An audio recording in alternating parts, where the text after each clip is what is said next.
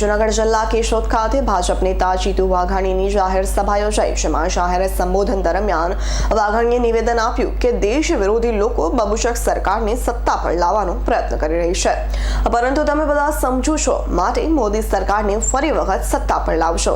જૂનાગઢ જિલ્લાના કેશોદ ખાતે ભાજપ નેતા જીતુ વાઘાણીની જાહેર સભા યોજાઈ, જેમાં જાહેર સંબોધન દરમિયાન વાઘાણીએ નિવેદન આપ્યું કે દેશ વિરોધી લોકો બબુચક સરકારને સત્તા પર લાવવાનો પ્રયત્ન કરી રહ્યા છે, પરંતુ તમે બધા તો સમજો છો, માટે મોદી સરકારને ફરી વખત સત્તા પર લાવશો।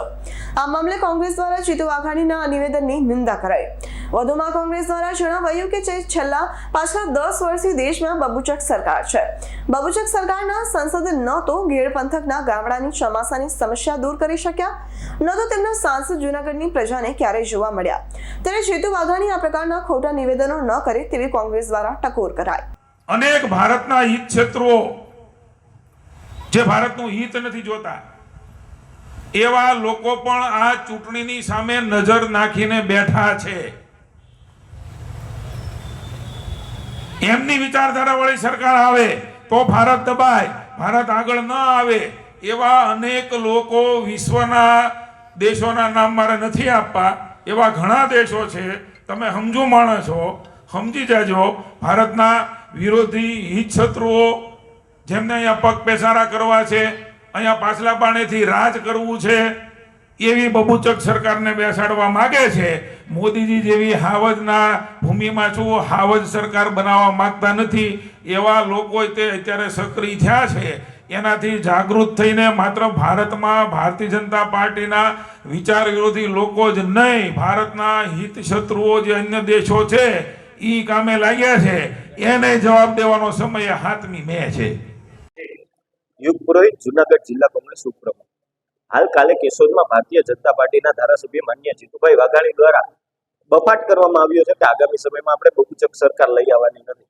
ત્યારે હું માન્ય જીતુભાઈને પૂછવા માંગુ છું કે છેલ્લા 10 વર્ષની અંદર ભારતીય જનતા પાર્ટીના જૂનાગઢના સાંસદ છે, પોરબંદરમાં પણ કેશોદ વિધાનસભા છે, પોરબંદરમાં ત્યારે પોરબંદરમાં પણ ભારતીય જનતા પાર્ટીના સાંસદ છે, તો આપ શું આપના જ પાર્ટીના લોકોને બબુચક કહો છો કે સામેવાળી પાર્ટીના લોકોને બબુચક કહો છો?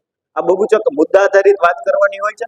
ત્યારે છેલ્લા 10 વર્ષની અંદર ભારતીય જનતા પાર્ટીના સાંસદ અને હાલના અમારા કોંગ્રેસના ઉમેદવાર બંનેનો સર્વેયુ કરીએ તો ભારતીય કોંગ્રેસના જે ઉમેદવાર છે માન્ય હીરાભાઈ જોટવા તેનું બધું ભારે છે। ત્યારે આ લોકો મુદ્દાઓ ભૂલી ગયા છે, હારવાના ડરથી હાર ભાડી ગયેલા નેતા દ્વારા જે પણ બફાટ કરવામાં આવ્યું છે તેને કોંગ્રેસ પરિવાર વતી હું વખોડું છું અને આગામી સમયમાં માન્ય જીતુભાઈ વાઘાણીને પણ વિનંતી કરું છું કે બબુચક અને આ બધી રાજનીતિ આપણે ચૂંટણી પછી રમશું। અત્યારે મુદ્દા આધારિત રાજકારણ કરીએ, મુદ્દા આધારિત વાત કરીએ। આગામી સમયમાં જે પણ ભાષામાં સમજશે એ ભાષામાં અમે જવાબ દેવાની તાકાત ધરાવીએ। આજે આપના માધ્યમથી મને જાણવા મળ્યું કે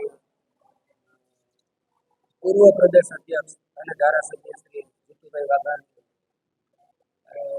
વિરોધ પક્ષ ઉપર બફાટ કર્યો છે કે બબુચકોને શાસન નથી આપવું। તો ખરા અર્થમાં બબુચક કોણ છે? 400નો બાટલો અણઆવડત ને લીધે 1100-1000 રૂપિયાનો કરી દીધો એ બબુચક? આજે 8 મહાનગરપાલિકામાં તમામ સિટીમાં ઓવરબ્રિજ છે, જુનાગઢમાં ઓવરબ્રિજ કોને અણઆવડતથી નથી બન્યા? આ લોકો બબુચક? આજે મોંઘવારી છેલ્લા 50 વર્ષના રેકોર્ડ બ્રેક ઉપર છે, બેરોજગારી 50 વર્ષના રેકોર્ડ બ્રેક ઉપર બેરોજગારી છે, આર્થિક માથાદીઠ કરજ જોવો તો અત્યાર સુધીના રેકોર્ડ તોડ્યા। આ ક્યાં બબુચકની અણાવડતને લીધે આ પરિસ્થિતિનું નિર્માણ છે? આજે જુનાગઢની વાત કરો તો રોડ, રસ્તા, પાણી, ગટર કોઈ સુવિધા નથી, ઓવરબ્રિજ, આજ ફાટકનો પ્રશ્ન છે, તમને મને છેલ્લા વર્ષોથી ફાટકની સામે કલાક ઉભા રાખનાર કોણ બબુચકો છે? હું પૂછવા માંગુ છું જીતુભાઈ કે આજે જુનાગઢમાં વર્ષોથી ગ્રોફેડ બંધ છે, ક્યાં બબુચકની અણાવડતને લીધે આ ચાલુ છે? એટલે તમે ભાષા પર સંયમ રાખો। વળતો જવાબ અત્યાર સુધી કોંગ્રેસ નો નથી, પણ હવે ઈંટનો જવાબ પથ્થરથી મળશે। આ રાજકીય માણસનો એક ગુણ, પ્રથમ ગુણ એવો જોઈએ કે તમે વાણી ઉપર સંયમ રાખો, નહીતર જેવું તમે બોલશો એવું સામે આવશે। રાવલિયા મધુનો રિપોર્ટ, S9 ન્યૂઝ, કેશોદ। અમારી તમામ માહિતીથી અપડેટ રહેવા માટે જોડાયેલા રહો S9 ન્યૂઝ સાથે।